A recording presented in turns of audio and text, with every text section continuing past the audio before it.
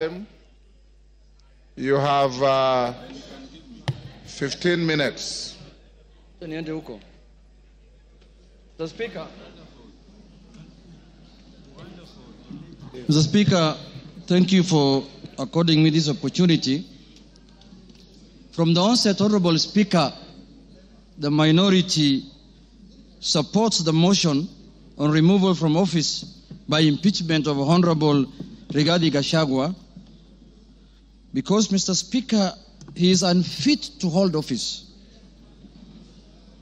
in Kenya, and yesterday it was clear to all Kenyans to see for themselves the danger this country is in, Mr. Speaker. Mr. Speaker, the impeachment of the Deputy President is not merely a procedural step. Rather, it's a reflection of our commitment to accountability and the rule of law in this country, Mr. Speaker.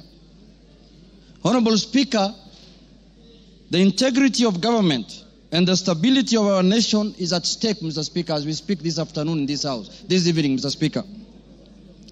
Honorable Speaker, national security is at stake. Honorable Speaker, the economy is at stake. Honorable Speaker, the DP, since he assumed office, we have witnessed nothing but abuse of power, discrimination against communities, insubordination, disregard for the two levels of government, corruption, bullying, and many other actions that undermine the rule of law, Mr. Speaker, as well as actions that are unethical, illegal, and that severely breach public trust as contained in the motion by Honorable Mwenge Mutuse, Mr. Speaker.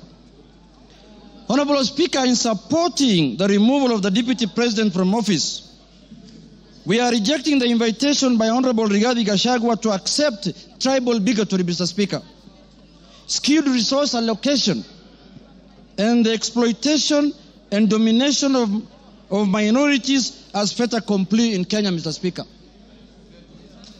Mr. Speaker, before I move forward, or before I go on with what I wanted to say on the motion, Mr. Speaker, I would like to take this chance first to respond to some of the issues that he has raised in the House a few minutes ago, or his responses, Mr. Speaker. In the first place, his response came very late in the day to the House, Mr. Speaker. He tabled his response at 4 p.m. in the evening today, Mr. Speaker. And he should have done it either yesterday evening or this morning, Mr. Speaker, so that the House can get enough time to peruse what he has said, Mr. Speaker.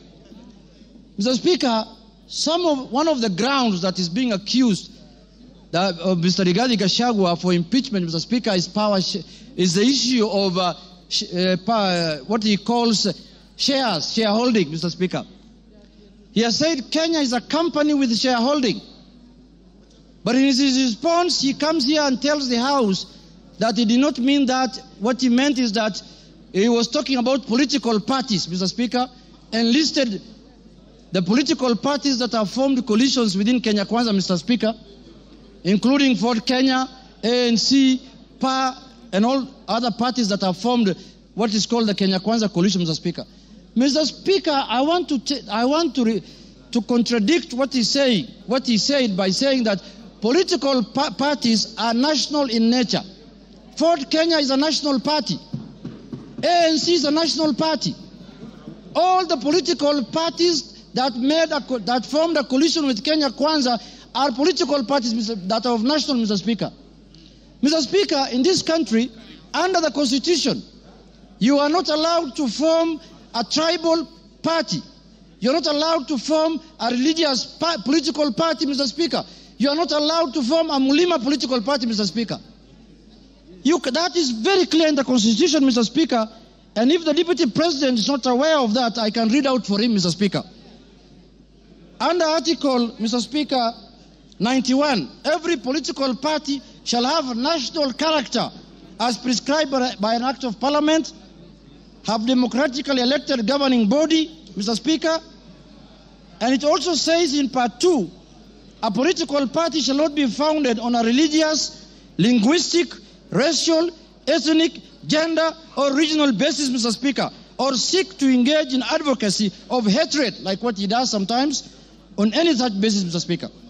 Mr. Speaker, you cannot equate political parties to what the Deputy President has been propagating for the last 2 years in this country, Mr. Speaker.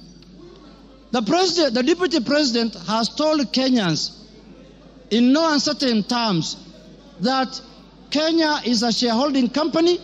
Order, honorable members. And if you do not vote, for Kenya Kwanza, you do not have any shares, Mr. Speaker. Order, Yegon, and your team. Ngong. Mr. Speaker, members now are excited because they are not happy with the response the Deputy President has given them. Now they want to vote and go home. I know what they are doing.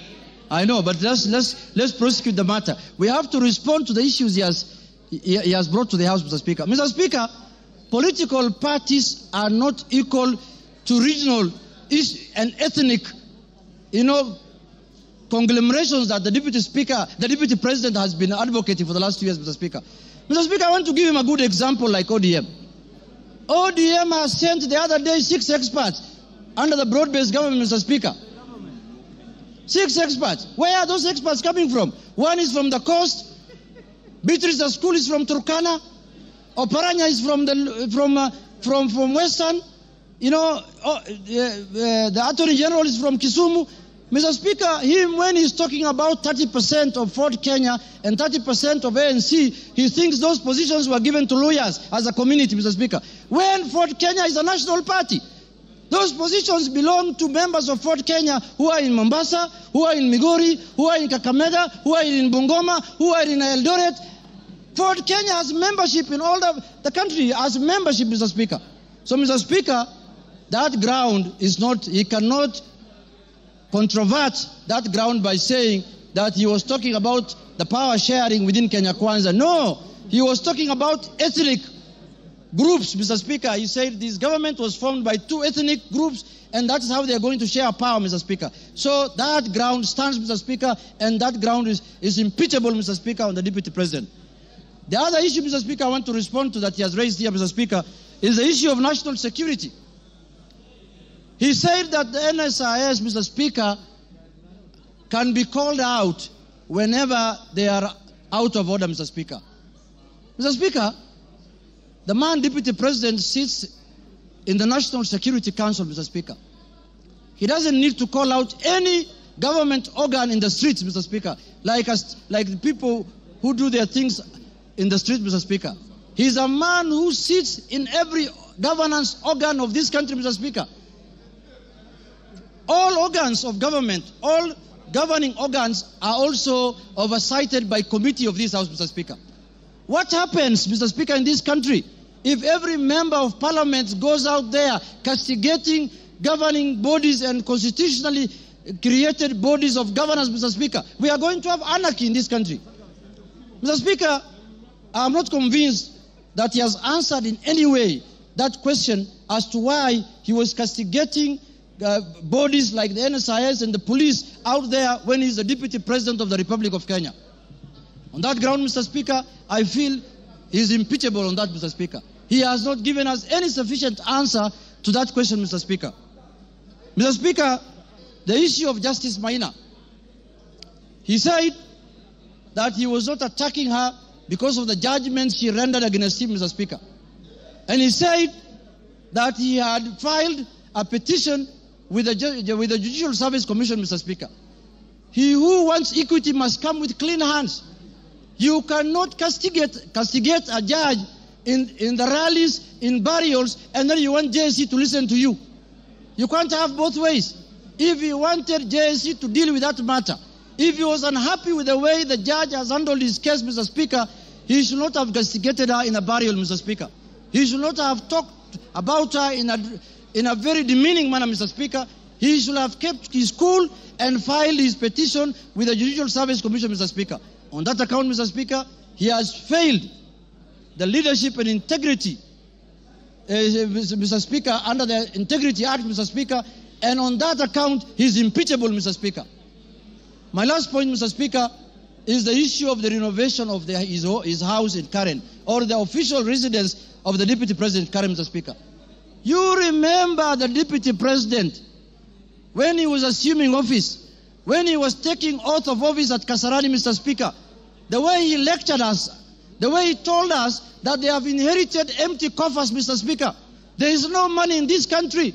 The former regime has looted and gone with everything, and goes ahead after 2 months to renovate his house, his official residence, with over 100 million, 45 million shillings, Mr. Speaker. Imetoka wapi, Mr. Speaker? Where has that money come from? Where has that money come from? He has not convinced us in any way how that money was spent, how those companies were paid, and on that account, Mr. Speaker, because of misuse of public resources, he is impeachable on that account also, Mr. Speaker.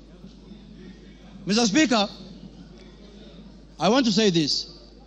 When we gave ourselves the new constitution in 2010, we knew very well that we were coming from an era where we cannot impeach the president, we cannot impeach ministers, we cannot impeach the deputy president. Kenyans gave themselves the new constitution, and they put in there Article 150, knowing very well that one day they will hold their leaders, the president, the deputy president, accountable, Mr. Speaker. And they gave that mandate to this House, Mr. Speaker, and the Senate, Parliament in general, Mr. Speaker. Mr. Speaker, I was shocked under the public participation, people saying that Kufa Makanga, Kufa driver, Mr. Speaker. We cannot allow the driver to die because it is an issue. We are witnessing a situation where the Makanga wants to take the steering by force. And what happens after that? The driver is carrying 55 million Kenyans, Mr. Speaker. We cannot allow the driver to die because 55 million Kenyans are going to die with him. But the Makanga, who is just hanging at the door there of the matatu, can go, Mr. Speaker. If he misbehaves, Mr. Speaker. And, if he's not doing his work properly, Mr. Speaker, the easier one to go first is the Makanga, because the Makanga is the one who should be telling the driver what to do. And they're telling us here, Kufa Makanga, Kufa driver. The petition of the driver is not with us in this parliament. The petition we have, the motion we have before us today is the motion of the Makanga. And we are going to deal with him perpendicularly and thoroughly, Mr. Speaker, this afternoon. Mr. Speaker, I want to tell the House that us, the people of the minority, the Azimio people, Mr. Speaker, we have lived like orphans in this country for the last 2 years. Why do I say so? Mr. Speaker, we are taxpayers. Some of the places that contribute to the highest taxes in this country are areas that are dominated by Azimio people. And then somebody comes here and tells me, you are not a shareholder, you're not going to get services, you're not going to get development. What the hell is that? What the hell is that? Does the taxes that are paid by the Azimio people count for nothing, Mr. Speaker? And it is coming from the high office of the Deputy President of the Republic of Kenya, Mr. Speaker. Mr. Speaker, this is the time we are going to correct this thing so that it never happens again, so that we don't have another Deputy President who comes later. Because when we impeach this one, another one is going to be appointed. This is a lesson to the next one, that if you misbehave, we will just take you through this Goleta, Mr. Speaker.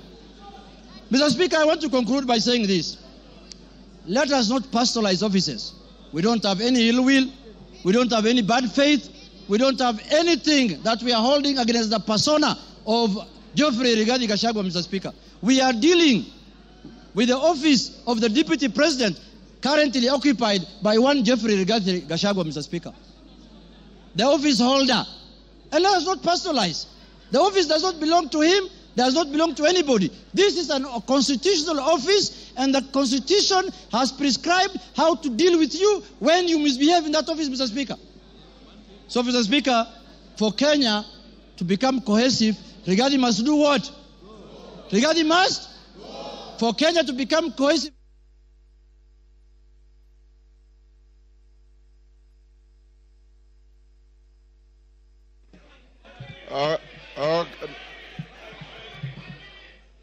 Okay, give him 1 minute. Mr. Speaker. Give him 1 minute. Mr. Speaker, I was telling members, for Kenya to unite, Rigathi must. For Kenya to prosper, Rigathi must. For Kenya to have unity, Rigathi must. For shareholding to end in Kenya, Rigathi must. For us to have a peaceful country, Rigathi must. Thank you very much. That is the mood, and that is what we are going to do. Thank you, Kimani Ichung'wah.